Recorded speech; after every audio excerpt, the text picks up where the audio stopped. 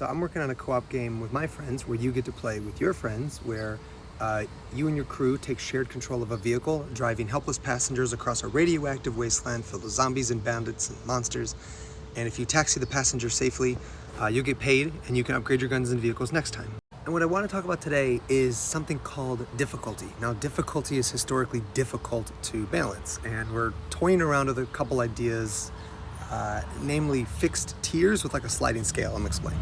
So on the left, ignore demo, that's obviously a demo for purposes, but on the left you've got 3 bundles of settings. And when I was at the Game Developers Conference, he really just talked about these things right here. So let me zoom in a bit. Just like things that modify the properties of the game, like how much money you get per passenger, how much health does your vehicle start with, how many first aid kits do you start with, how much damage do the enemies do, stuff like that. All of these are just variables in the video game. And it's up to us as game designers to figure out what the most optimal, quote unquote, experience is for all of these bundles of settings. So coming back to this, what does it really mean to have a difficulty setting? And you see games like God of War or like a Star Wars game or Diablo, they all kind of have like that same thing where you pick a difficulty and you have no idea if it's a good or a bad idea and you just go with it. And we don't like this. This is a very first pass. I'm just gonna be, we don't like this. This, however, is interesting. And yes, it's a different day. That's why there's a different shirt. But this is Minecraft Dungeons. They have showing how much your power level is, which is like your gear, basically, and like how much stat points you have. And the recommended difficulty level, and it's just this sliding scale that goes across. And you've got like how much multiplier it'll be above if you try to go to a higher number. And all of this matters because we want to make sure that like as you're going up in the campaign levels, let's say this is like campaign mission 4, campaign mission 8, if there's an expected difficulty multiplier because as you're going up in as you're going up in missions, you're unlocking more stuff, the game should be getting harder to compensate for the fact that you're getting more stuff over time, right? We also want to make sure that if the game feels too hard, you should be able to ratchet down to make the game easier, or if it already is too easy, to be able to ratchet up. So like, I want to play on Tombstone plus 5, and maybe Tombstone is already 20% higher than the base, and you get a 5% bump per mission level, so like all of these kind of like multiply out. So it's essentially like day 10 of the noob difficulty would be equivalent to day 1 of the Tombstone difficulty. But like that's where player skill and unlocked items comes into play. Diablo kind of has a similar thing. This is Diablo 3.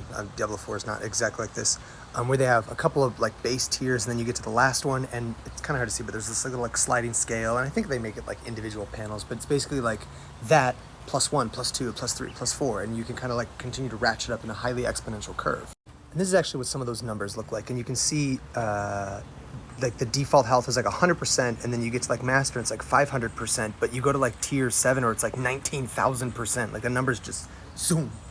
So kind of taking all that into account, we want a base tier, a medium tier, a high tier, and then the high tier plus N, where this just goes infinitely.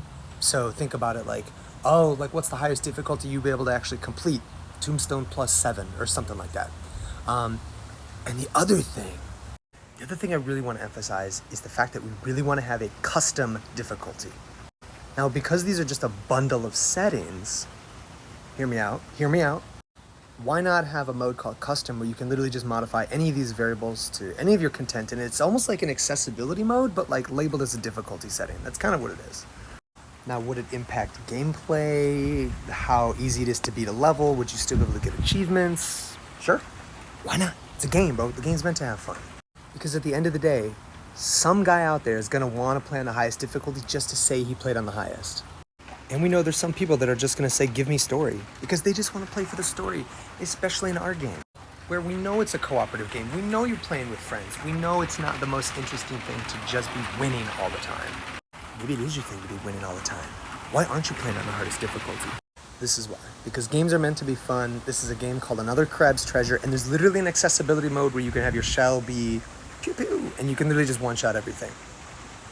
It's not about speed running and being the most optimal and about like being the most like badass. Oh my god, I beat the game without this. It's just like, this was fun to me, dude.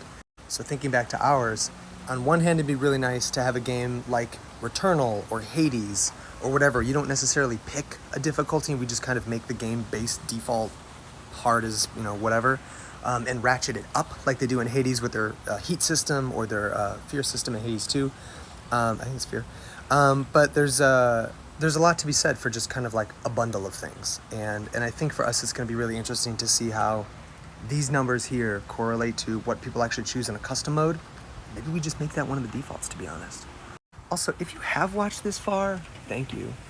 But we don't like the word noob. It's kind of funny, like it is. It's a video game, noob and veteran. But it's also very daunting. Nobody really wants to be playing on the noob difficulty because like even like the 7-year-old is like, no, I'm not a noob, hell no. And the veteran feels also too scary. So is there something in between? Do we rename both of these and just leave them what they are? Because in reality, it's just number 1, number 2, number 3, right? And I kind of like this one being called Tombstone. The colors can change, that's irrelevant. But like the idea of the first one being called what? Beginner, adventurer, noob is kind of funny. It's just like for casual players, first time players or whatever. Veteran is like, that might be fitting for you, but the word might put you off. So anyways, if you have ideas, let me know in the comments.